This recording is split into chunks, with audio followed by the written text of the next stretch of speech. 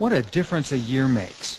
Only 11 months ago, Vladimir Putin proudly hosted the G8 leaders in St. Petersburg. It was an historic first for Russia, which became a member of the summit club in 1997. Other members are the United States, Japan, Canada, and 4 West European powers. Enriched by oil and gas, a newly assertive Russia has clamped down on dissent at home and is at odds with the West over Iran, Kosovo, and missile defense. David Satter, a Russia specialist in Washington, says Western leaders need to be blunt with Mr. Putin. And what we need to do is to make it clear to the Russians that we're not going to check our freedom of speech at the door, that we fully intend to insist that they adhere to the principles of the organization of which they're a part.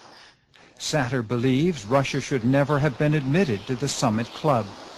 It doesn't really belong there now because the G8 is an organization of industrial democracies. Russia economically doesn't qualify, even with its windfall gains in oil and gas revenues. There are 2 new G8 leaders, Japan, Shinzo Abe, and the new French President Nicolas Sarkozy.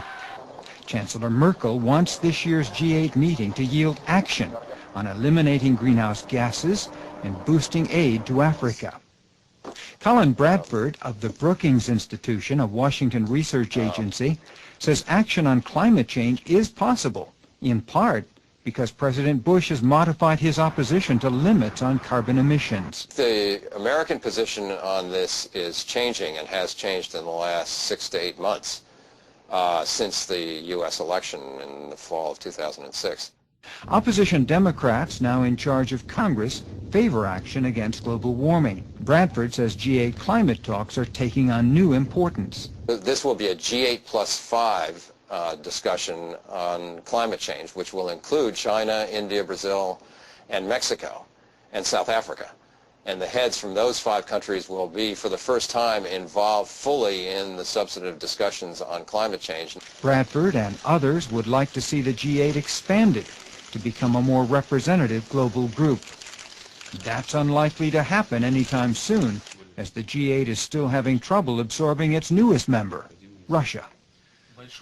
Barry Wood, VOA News, Washington.